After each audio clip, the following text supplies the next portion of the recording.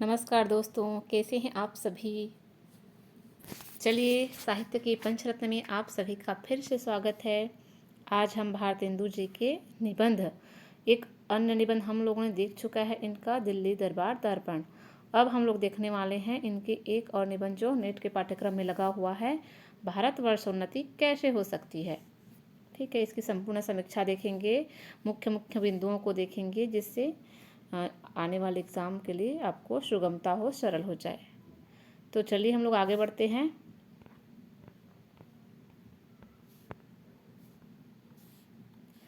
भारतवर्षोन्नति कैसे हो सकती है। निबंधकार हैं भारतेंदु हरिश्चंद्र। लिखा गया 1884 में। याद रखिए, भारतवर्षोन्नति कैसे हो सकती है, 1884 में लिखा गया था। भारतेंदु जी का जीवन हम लोग देख चुके थे। ठीक है, तो महत्वपूर्ण बिंदु हम लोग शुरू करते हैं। एक एक लाइन बहुत ही महत्वपूर्ण है, आप लोग ध्यान से सुनिए और पढ़िए। उसके बाद में नोट्स बनाइएगा, पहले पढ़ लीजिए एक बार।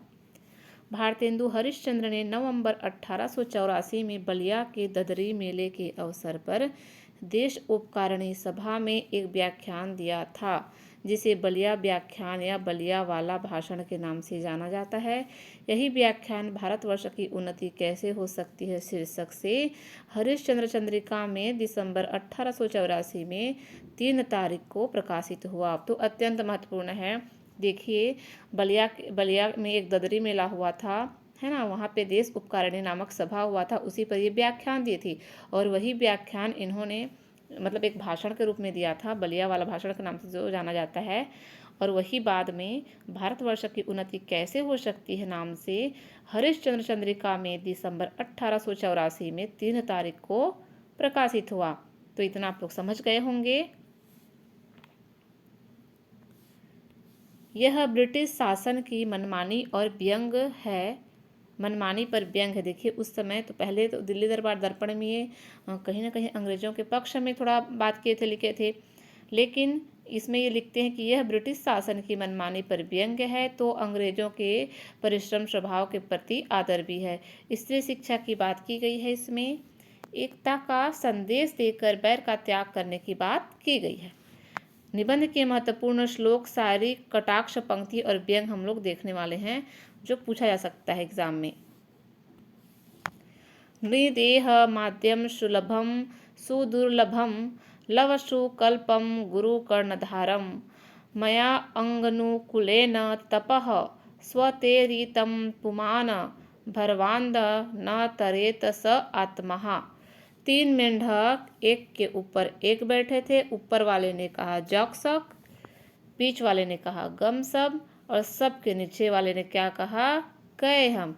सो हिंदुस्तान की प्रजा की दशा यही है, गए हम जैसे। मतलब भारतेंदु जी पटाक्षेप करते हैं ये इस मतलब वाक्य के द्वारा।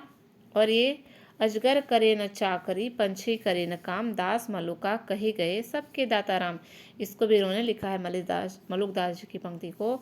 अब है, अब की चढ़ी कमान को जाने फिर सब कब चढ़े, जिन चूके चहुआन इक्के मारे इक्क सर। और है क्या है, निज भाषा उन्नति है सब उन्नति को मूल, बिन निज भाषा ज्ञान के मिटे नहीं को सूल। ये भी हिंदी भाषा के पक्ष में कहे थे इसको। शौक तिल्फी से मुझे गुल की जो दीदार का था, ना किया हमने गुलिस्तां का सबक याद कभी, का चुप साधी रहा बलवाना, घर की तो मूछे ही मूछे हैं, तुम्हें गैरों से कब फुर्सत, हम अपने गम से कब खाली, चलो बस हो चुका मिलना, न हम खा लेना तुम खा लिए। ये सब इन्हीं के निबंध में लिखा गया है। अपमानम पुरस्कृत्य मानम कृत्वा तु पृष्ठतः, स्वकार्य साधयेत धीमान कार्य द्वशो ही मूर्खता। ठीक है, ये सब पंक्तियां इसका है, कुछ व्यंग था। अब हम लोग देखते हैं निबंध का सार एक एक करके। तो अमीरों की सोच पर व्यंग किया गया है इस निबंध में। तुम्हें गैरों से कब फुर्सत, हम अपने गम से कब खाली, चलो बस हो चुका मिलना, न हम खाली न तुम खाली। इस दोहे के माध्यम से ये क्या कहना चाहते हैं, इस दोहे के माध्यम से लेखक ने देश की व्यवस्था के संबंध में भारतीय राजा महाराजा और रईसों की किस तरह की सोच थी, इस पर करारा व्यंग किया है। और आलस्य का त्याग करने की बात की है। भारतेंदु जी का मत है कि भारतवासियों को समय व्यर्थ नहीं गंवाना चाहिए। उनके अनुसार वही देश उन्नति करता है जिसके निवासी परिश्रमी एवं समय की कीमत समझने वाले होते हैं। वह मलुकदास के इस वाक्य के जरिए कटाक्ष करते हैं, मतलब ये कहना चाहते हैं कि सभी ऐसे ही हो गए हैं। अजगर करे न चाकरी, पंछी करे न काम, दास मलुका कह गए सबके दाता राम। मतलब तो भारतीय ऐसे ही कि बैठे बैठे हमको सब मिल जाएगा, राम सब दे देंगे, है ना। तो इस दोहे के माध्यम से ये क्या कटाक्ष किए हैं भारतीयों के ऊपर। देश की दरिद्रता।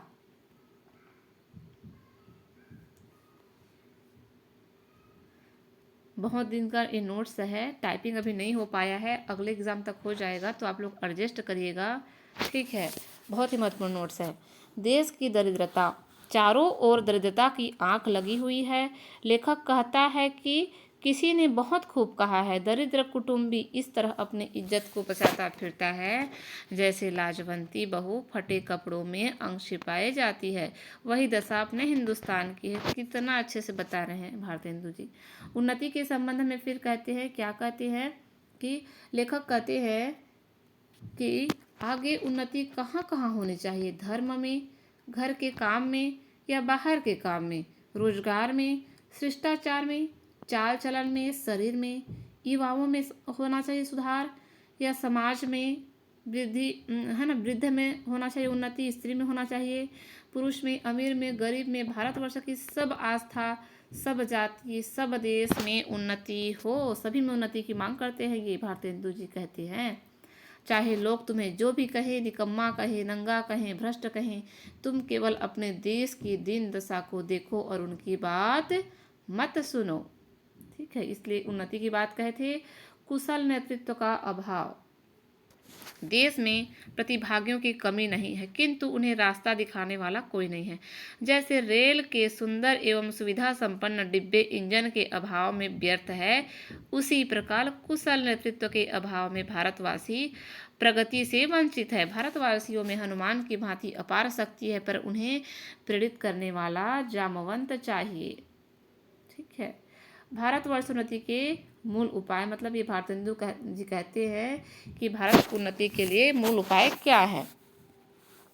तो हमारे धर्म में जो गुण हैं उनको अच्छी तरह समझें, अंधविश्वासों को त्यागें, बाल विवाह न करें, लड़कियों को शिक्षित करें, जहाज के सफ़र पर प्रतिबंध न लगावें, छुआछूत को समाप्त करें, ऊंच नीच की भावना को दूर कर सभी धर्मों के लोग परस्पर मिलजुल कर रहें, बच्चों को अच्छी शिक्षा दें, उन्हें कार्य कुशल बनाएं, लड़कों को नई नई तकनीक सिखाकर, रोजगार सिखाकर, परदेसी वस्तु और परदेसी भाषा त्याग कर अपने देश की बनी वस्तुओं एवं भाषा को व्यवहार में लाएं, आलस्य और हठ धर्मिता को छोड़ें, छोटी जातियों का तिरस्कार न करें तथा आपसी वैर का त्याग करें, तभी क्या हो सकता है, भारतवर्ष की उन्नति हो सकती है। तो ये सब कहते हैं।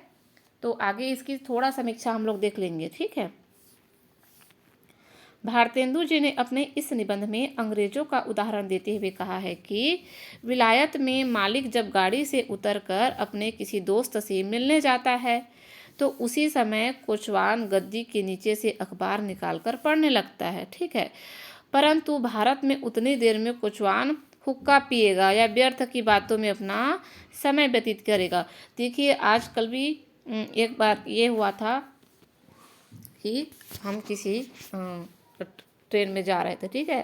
फिर वहाँ पे कोई विदेशी थी, एक जने बैठी हुई थी, बाकी भारतीय इधर उधर के गप्पे लड़ा रहे थे, है ना, लेकिन वो थी अकेले नीचे में बैठ गई थी, आराम से अपना लगा के, डिब्बे में भी नहीं, मतलब जो सीट होता है वहाँ पे भी नहीं, नीचे में अपना एक लगाया चटाई, वहाँ पे बैठे अपने किताब पकड़े और लगे पढ़ने। लोग सभी उनको घूर घूर कर देख रहे थे। लेकिन देखो विदेशों में ये होता है, उन लोग समय का बिल्कुल व्यर्थ नहीं गंवाते समय को, लेकिन हमारे भारतीय क्या होंगे, यहाँ पे उसी को ये कह रहे हैं भारतेंदु जी, ठीक है।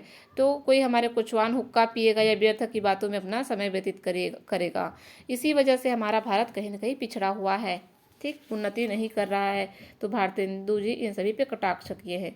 भारतेंदु जी ने भारतीयों को प्रेरित करते हुए कहते हैं कि उठो और जागो तथा जो तुम्हारे उन्नति के मार्ग में बाधक है उन्हें निकाल कर फेंक दो।